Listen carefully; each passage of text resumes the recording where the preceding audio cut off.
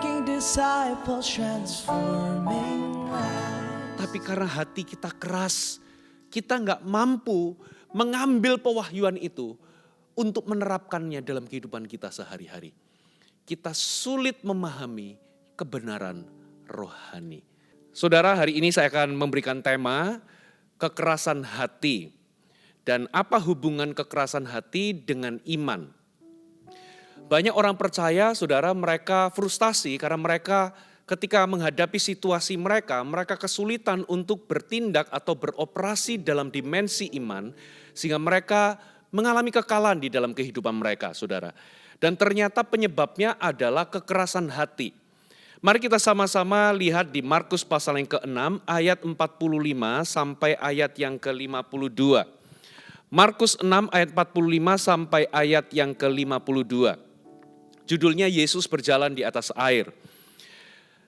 Sesudah itu Yesus segera memerintahkan murid-muridnya naik ke perahu dan berangkat lebih dulu ke seberang ke Betsaida. Sementara itu ia menyuruh orang banyak pulang. Sampai di sini dulu, ayat ini dimulai dengan kata sesudah itu. Background dari cerita ini adalah kejadian ini persis terjadi setelah Yesus menggandakan 5 roti 2 ikan untuk memberi makan 5.000 orang dan mendapatkan sisa 12 bakul. Dan setelah orang banyak itu kenyang, dikatakan sesudah itu Yesus memerintahkan murid-muridnya pergi menyeberangi danau Galilea, pergi ke seberang, ke Betsaida, mendahului dia dan ia menyuruh orang banyak itu pulang. Lalu apa yang terjadi? Setelah ia berpisah dari mereka, ia pergi ke bukit untuk berdoa. Jadi ternyata Yesus itu pergi ke bukit untuk berdoa. Lalu ayat 47 dikatakan ketika hari sudah malam, perahu itu sudah di tengah danau. Sedang Yesus tinggal sendirian di darat. Jadi ternyata murid-murid itu sudah ada di tengah danau atau separuh perjalanan. Lalu ayat 48 dikatakan ketika Yesus melihat betapa payahnya mereka mendayung karena angin sakal, maka kira-kira jam 3 malam ia datang kepada mereka berjalan di atas air dan ia hendak melewati mereka. Sampai di sini saudara, saya jelaskan cerita ini kembali saudara. Yesus memerintahkan murid-muridnya untuk pergi ke seberang. Saudara, kira-kira jaraknya itu 6 km dari tempat mereka berlabuh ke seberang sana. Saudara, danau Galilea atau danau Tiberias itu sebetulnya bukan danau yang terlalu besar. Itu danau yang normal-normal saja. Kurang lebih diameternya 13 km kali 20 km. Dan di titik di mana Yesus memerintahkan mereka menyeberang, saudara, di titik itu sampai ke seberang itu kira-kira 6 km jaraknya. Dan itu biasa dengan perahu di zaman dulu yang tanpa motor, saudara mereka bisa menempuhnya hanya dengan waktu mungkin ya kira-kira 1 jam, paling lama itu 2 jam saudara. Nah lalu apa yang terjadi ketika Yesus sendirian, Yesus berdoa di atas bukit. Jadi danau itu saudara kalau Anda pernah pergi ke Israel, saudara danau Galilea itu dikelilingi oleh bukit saudara. Saya pernah ke Israel dan kebetulan saya menginap di sebuah hotel ya yang ada di lereng bukit itu saudara, dan kebetulan dapat kamar yang ketika saya buka jendela view-nya itu langsung ke danau. Jadi kira-kira Yesus itu ketika dia berdoa di atas bukit itu ya anytime dia itu menengok ke danau, dia bisa melihat danau atau dia bisa melihat perahu murid-muridnya sedang di mana gitu ya. Lalu ketika Yesus sendirian dan berdoa jam 3 malam, Yesus melihat saudara bahwa ternyata mereka kepayahan. Lalu firman Tuhan katakan bahwa mereka itu sudah ada di tengah danau. Dengan kata lain mereka ada di separuh perjalanan. Kalau jaraknya 6 km mereka kira-kira sampai di kilometer ketiga. Dan dikatakan jam 3 malam Yesus melihat mereka kepayahan. Lalu memutuskan untuk datang berjalan di atas ombak ya karena angin sakal yang menderu saudara, dan dikatakan hendak melewati mereka. Ini aneh saudara. Enggak dikatakan Yesus hendak menolong mereka, tapi dikatakan Yesus hendak melewati mereka. Nah, Anda harus tahu Bapak Ibu, saudara, jarak yang mereka tempuh itu seharusnya memakan waktu cuma 1 jam. Tapi ternyata jam 3 malam, Yesus menengok mereka masih ada di tengah danau. Saudara, perkiraan kapan Yesus memerintahkan mereka pergi ke seberang, itu perkiraannya adalah ketika matahari tenggelam. Itu antara jam 6 sampai jam 8 malam. Katakanlah murid-murid berlabuh jam 8 malam.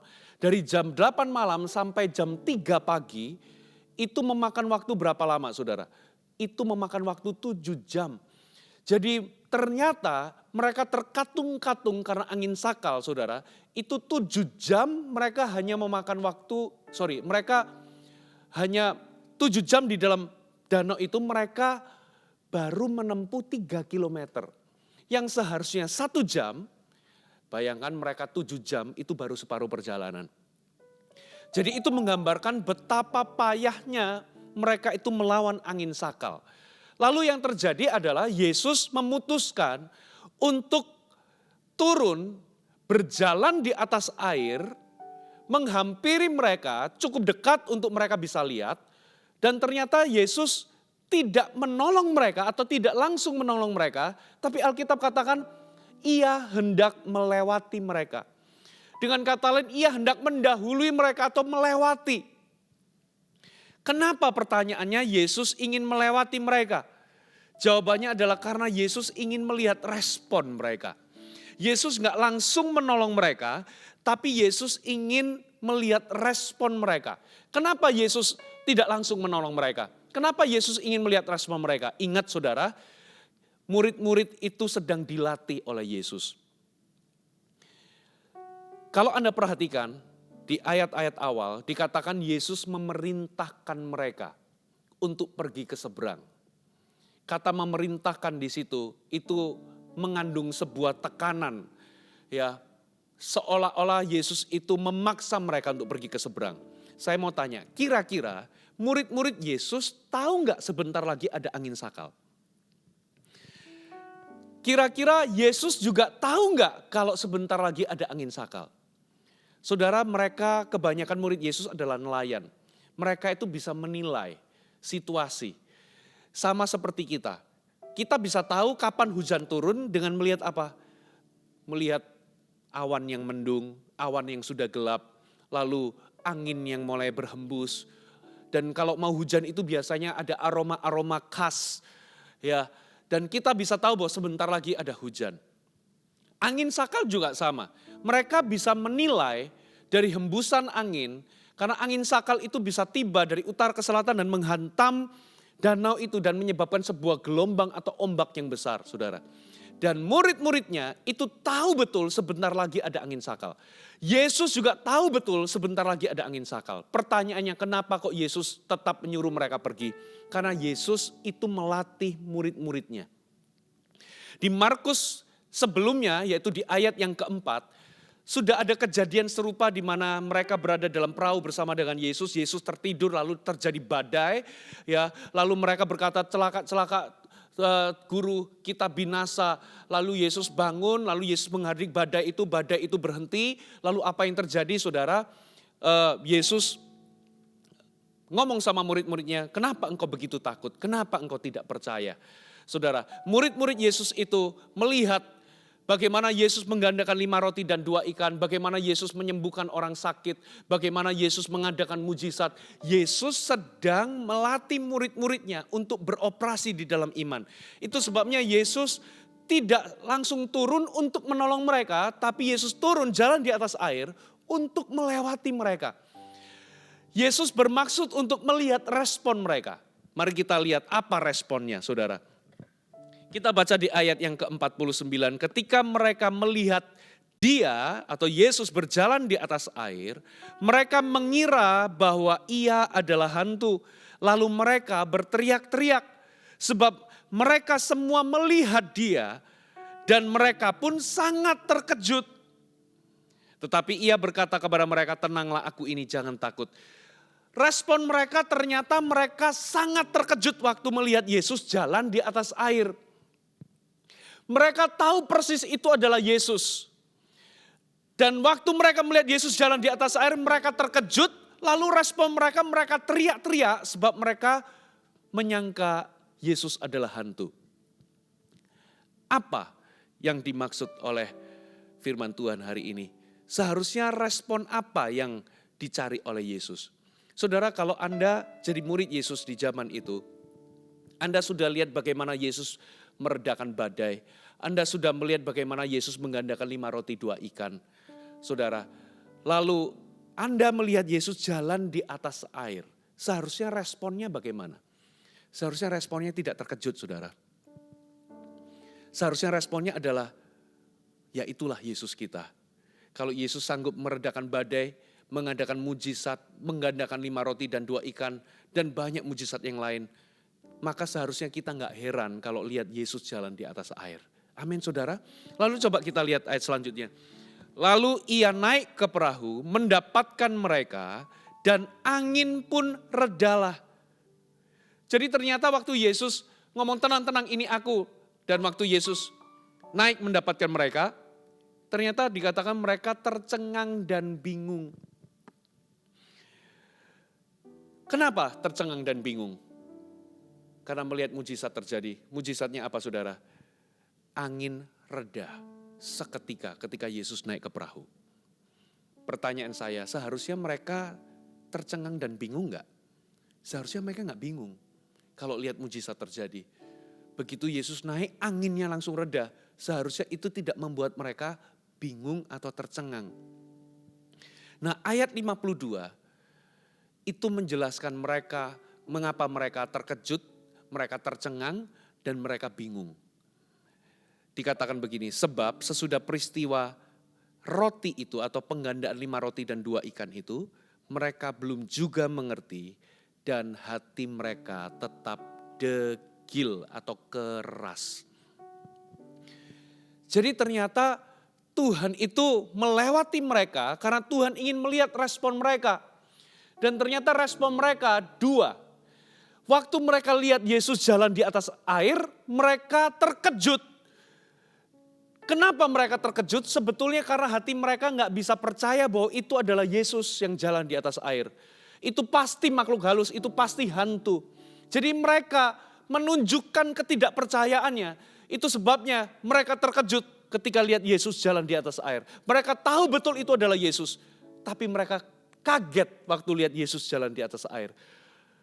Respon kedua, ketika Yesus naik ke perahu, angin langsung reda. Mereka tercengang dan bingung. Harusnya mereka tidak tercengang dan bingung. Harusnya mereka melihat ini adalah sesuatu yang lumrah. Yesus itu bisa lakukan mujizat. Penyebabnya kenapa, saudara? Ternyata setelah peristiwa 5 roti dan 2 ikan itu pun, setelah Yesus lakukan mujizat di depan mata mereka, menggandakan 5 roti 2 ikan untuk memberi makan 5.000 orang, ternyata mereka belum juga bisa mengerti dan hati mereka tetap degil atau keras. Saudara, ciri-ciri kekerasan hati yang pertama adalah hati kita lebih mudah digerakkan oleh hal-hal yang natural daripada hal-hal yang supranatural. Hati kita ini lebih mudah digerakkan dengan apa yang kita lihat, yaitu situasi kita, ketimbang dengan apa yang Tuhan katakan atau firman Allah. Saudara, kalau Anda di zaman itu seharusnya mereka tidak bingung. Harusnya mereka tidak terkejut. Harusnya ketika mereka lihat Yesus jalan di atas air, harusnya mereka ngomong itulah Yesus kita. Itu sudah biasa, itulah Yesus kita. Mereka tidak bisa mempercayai bahwa Yesuslah yang jalan di atas air. Dan mereka gak bisa percaya, mereka tercengang dan bingung waktu Yesus naik di atas perahu.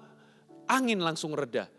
Saudara, seringkali apa yang menghalangi kita tidak bisa beroperasi dalam iman karena hati kita keras. Ternyata kekerasan hati menurut firman Tuhan yang hari ini, yang Yesus katakan, ternyata kekerasan hati itu bukan hanya bicara tentang kita membenci Tuhan, kita melakukan dosa, kita melakukan hal-hal yang buruk yang menyakiti hati Tuhan.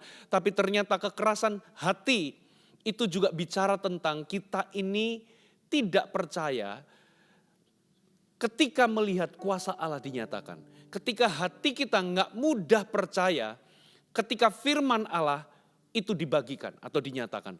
Hati kita menjadi terkejut ketika lihat Yesus jalan di atas air. Saudara, itu yang namanya kekerasan hati. Saudara, jadi ciri-ciri kekerasan hati yang pertama, Anda lebih mudah digerakkan oleh situasi Anda daripada apa yang Tuhan katakan atau firman Allah. Anda lebih mudah digerakkan oleh yang namanya kenyataan yang Anda alami ketimbang apa yang menjadi janji Allah. Saudara, ada dua orang bisa mendengarkan firman Tuhan yang sama atau khotbah yang sama. Yang satu bisa mendapatkan berkat yang luar biasa. Yang satu merasa biasa-biasa. Saudara, yang membedakan apa? Bukan benihnya, tapi kondisi hati orang yang mendengarnya. Ya, ada orang yang begitu gembur, hatinya begitu subur sehingga ketika firman Allah dibagikan, ia akan mendapatkan berkat. Tapi ada orang yang hatinya keras. Firman yang sama dibagikan tidak mendatangkan efek apapun dalam kehidupan orang tersebut karena kekerasan hati.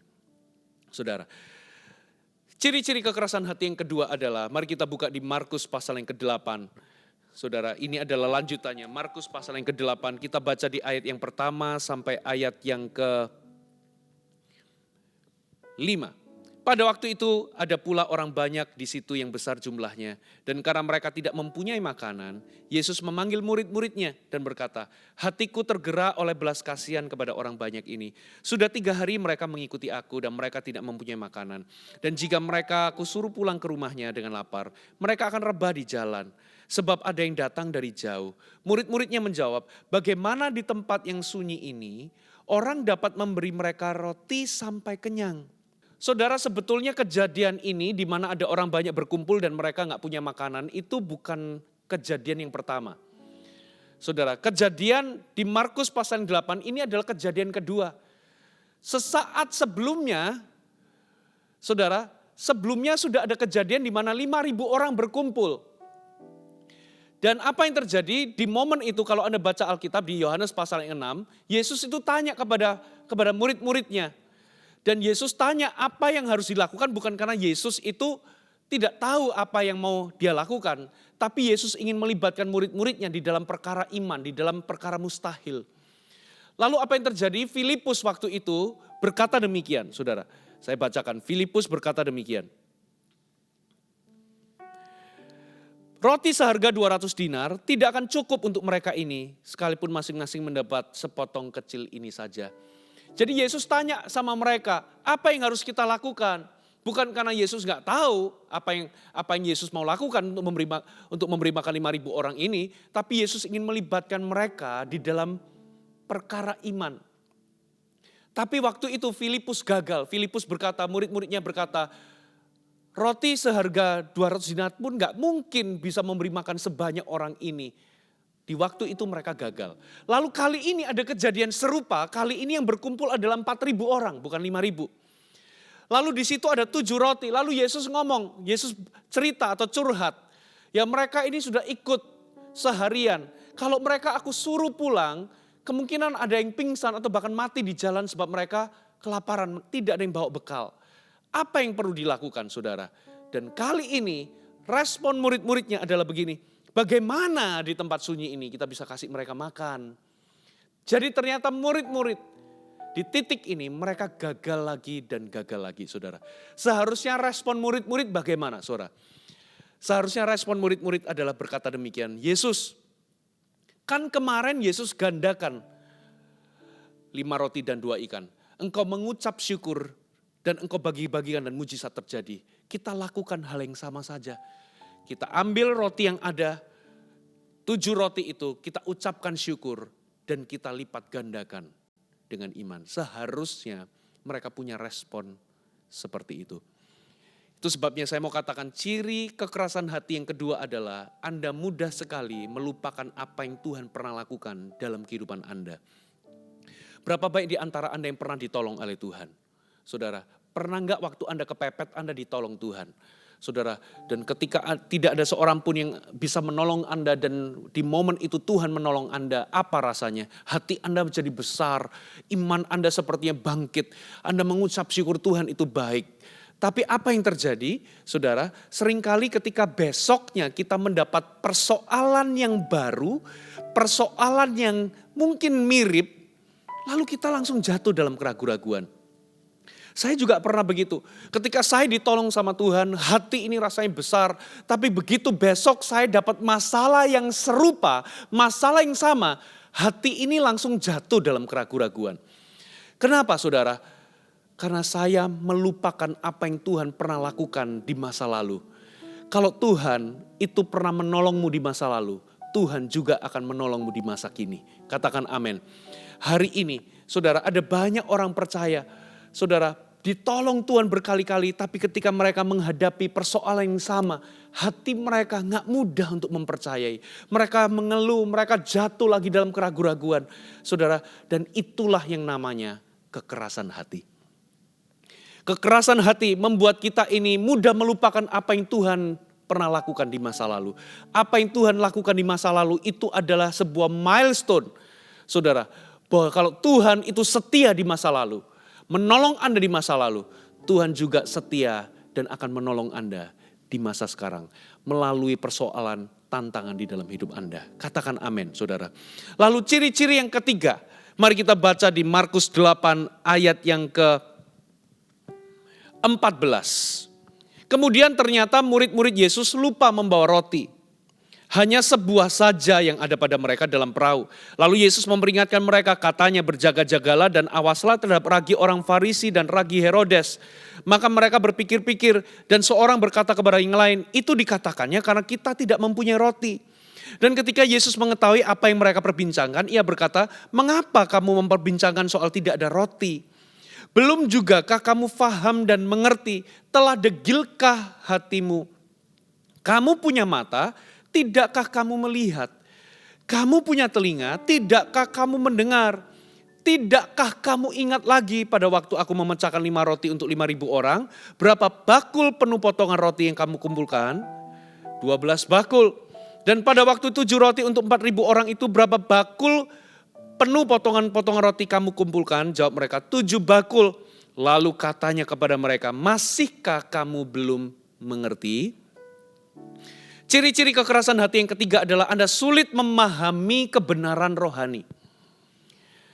Jadi waktu itu Yesus setelah menggandakan 7 roti untuk memberi makan 4.000 orang, Yesus melanjutkan perjalanan. Di tengah perjalanan mereka ketemu sama orang Farisi, dan orang Farisi, ya saudara, itu mengeluh dan mereka minta tanda. Dan Yesus tahu hati mereka itu sebetulnya semua tanda sudah diberikan, mereka tetap gak mau percaya. Ya, lalu Yesus melanjutkan perjalanan, Yesus ngajar sama murid-muridnya. Berhati-hatilah terhadap ragi orang Farisi. Nah, di momen itu waktu mereka melanjutkan perjalanan, saudara, ternyata murid-murid itu lupa bawa roti. Dan waktu Yesus ngomong hati-hati terhadap ragi orang Farisi, mereka menyangka Yesus nyindir mereka gara-gara mereka lupa membawa roti. Ya mungkin si Petrus bertanya-tanya, tadi sisa 7 bakul, bungkusannya kamu bawa apa enggak? Mungkin Petrus nanya sama si Thomas merasa bahwa itu bukan aku yang bawa, sambil menyalahkan si murid yang lain mungkin. Gitu ya, mereka saling menyalahkan, lalu mereka saling menyindir satu sama lain, itu pasti Yesus ngomong gara-gara kita lupa bawa roti. Lalu Yesus mengetahui apa yang mereka perbincangkan, saudara. Yesus itu sedang mengajar hati-hati dengan ragi orang Farisi. Apa itu ragi orang Farisi? Apa itu ragi Herodes? Saudara, orang Farisi dan Herodes itu punya ragi yang mirip-mirip. Bedanya di mana? Kalau Herodes itu gak percaya sama Tuhan. Ragi Herodes itu ketidakpercayaan. Ragi orang Farisi itu juga sama ketidakpercayaan. Bedanya di mana? Orang Farisi percaya ada Tuhan, tapi mereka nggak percaya bahwa Tuhan itu involved dalam kehidupan sehari-hari. Akarnya sama, ketidakpercayaan. Dan ternyata murid-murid justru melakukan hal yang sama. Mereka lupa bawa roti, dan ketika Yesus mengajar sesuatu, mereka salah paham. Mereka pikir bahwa Yesus menyindir mereka, memarahi mereka gara-gara dalam perjalanan kok lupa bawa bekal. Lalu Yesus menegur mereka. Yesus ngomong begini, mengapa kamu memperbincangkan soal gak bawa roti atau gak ada roti? Kamu ini gak ingetkah? Kamu punya mata kenapa gak melihat? Punya telinga kenapa gak mendengar? Kenapa engkau tidak memperhatikan? Waktu kamu dulu punya 5 roti, itu bisa beri makan 5.000 orang, sisanya 12. Waktu dulu kamu punya 7 roti, itu bisa beri makan 4.000 orang, sisanya 7 bakul. Sekarang kamu cuman punya 1 roti. Tidakkah kamu paham? Telah degilkah hatimu? Apa maksudnya? Saudara coba perhatikan perumpamaan ini. Perhatikan yang Yesus paparkan. Waktu mereka punya modal 7 roti, mereka bisa beri makan 4.000 orang. Sisanya 7.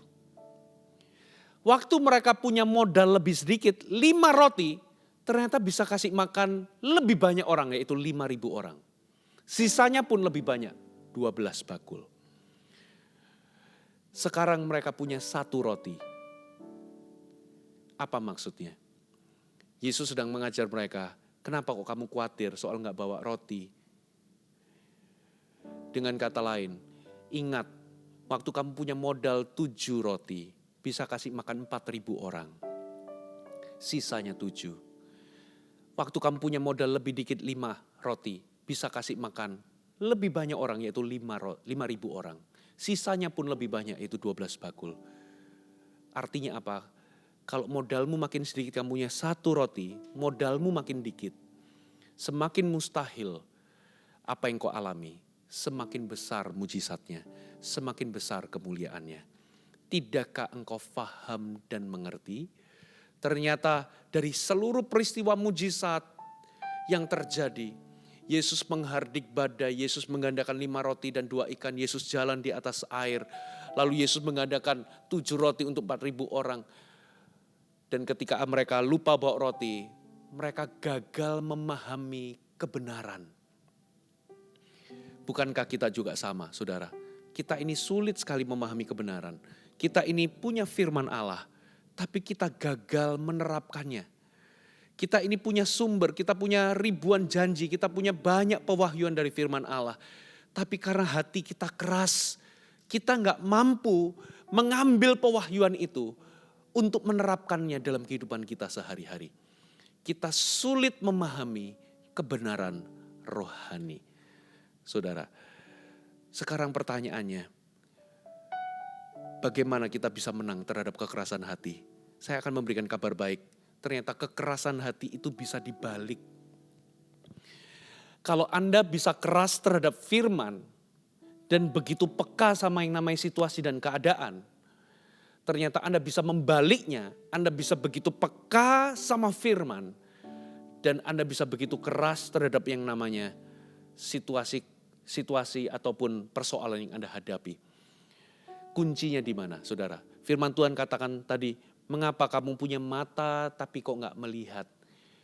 Kamu punya telinga kok gak mendengar?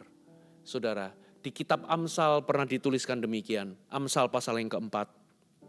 Dikatakan seperti ini. Amsal 4 ayat 20-22. Hai anakku, perhatikanlah perkataanku. Arahkan telingamu kepada ucapanku. Janganlah semua itu menjauh dari matamu. Simpanlah itu di lubuk hatimu. Karena itulah yang menjadi kehidupan bagi mereka yang mendapatkannya. Dan kesembuhan bagi seluruh tubuh mereka. Jadi kuncinya adalah perhatian atau fokus. Apa yang menjadi fokus Anda, itulah yang akan mendominasi kehidupan Anda. Kenapa hati kita keras? Karena kita lebih memperhatikan kenyataan situasi masalah yang kita hadapi ketimbang firman Allah. Sehingga persoalan itulah, kenyataan itulah yang mendominasi hati dan pikiran dan kehidupan kita. Itu sebabnya hati kita menjadi keras. Kita gak mudah percaya, kita gak mudah digerakkan oleh firman, kita lebih mudah digerakkan oleh situasi. Kita mudah sekali melupakan apa yang Tuhan pernah lakukan dalam kehidupan kita. Dan kita sulit sekali memahami kebenaran. Tapi ketika Anda fokus atau memperhatikan firman, maka apa yang Anda fokuskan itu akan mendominasi kehidupanmu. Jadi ini masalah perhatian atau fokus. Saya pernah satu kali tidur di rumah mertua ketika awal-awal ketika kami menikah, baru punya anak 1, saudara. Saya tidur di rumah mertua itu ada di perbatasan Jawa Tengah dan Jawa Timur, saudara, dan rumahnya itu memanjang ke belakang, masih ada pekarangan, lalu di balik pekarangan itu ada rel kereta api. Lalu saya tidur di situ, awal-awal saya tidur di situ, ternyata setiap malam itu selalu sekian jam sekali itu ada kereta lewat dan membunyikan klaksonnya. Dan saya terjaga ketika kereta itu lewat, saya terjaga gitu ya, dan saya nggak bisa tidur. Lalu apa yang terjadi? Saya lihat istri saya tidur sekali dengan nyenyaknya.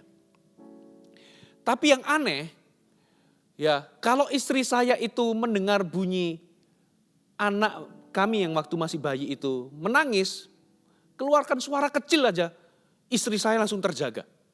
Sementara saya tertidur pulas, saudara.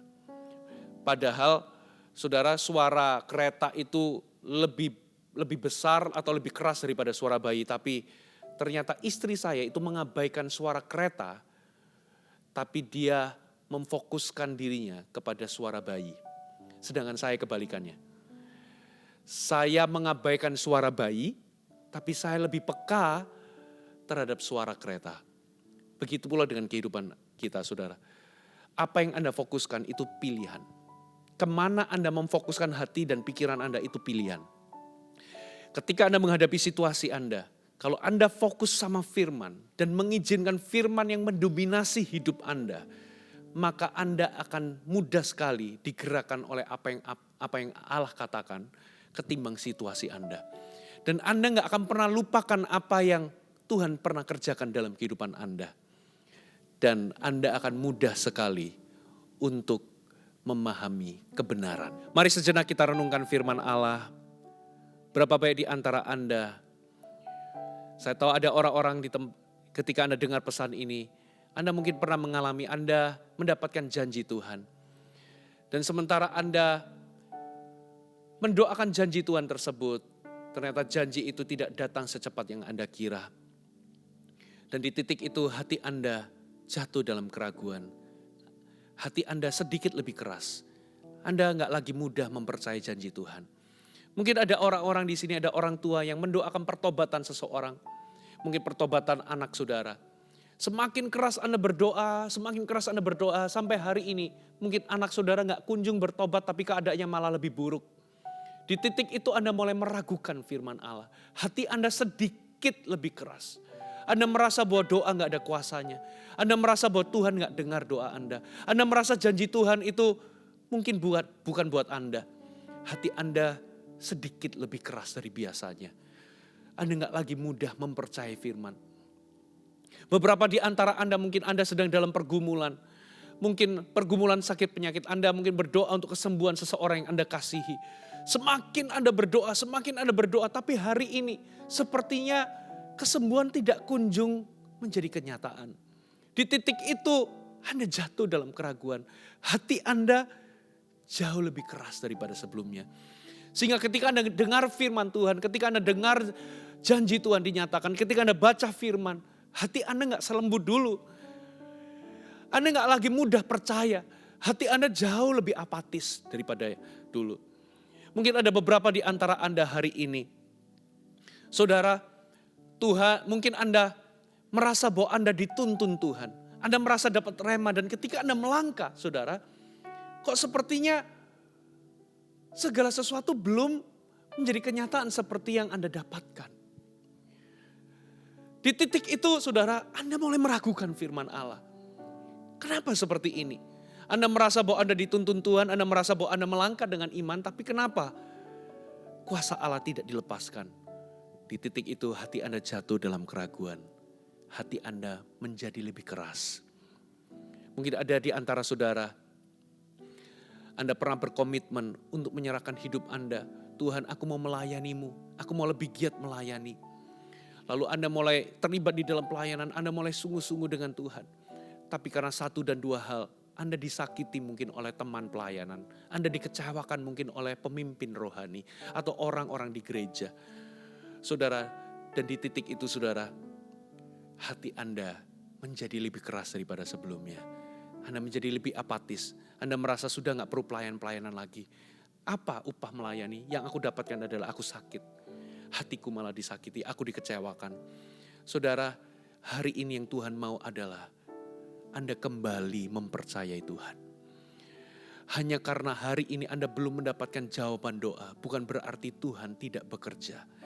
Hanya karena hari ini Anda tidak mendengar, Anda tidak melihat bahwa Tuhan mendengar doamu, bukan berarti Tuhan mengabaikanmu.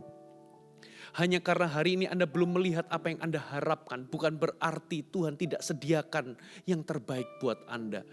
Hanya karena hari ini saudara, Anda melihat, Anda merasa bahwa apa yang Tuhan janjikan itu belum tiba secepat yang Anda kira. Bukan berarti Tuhan tidak melakukannya sama sekali.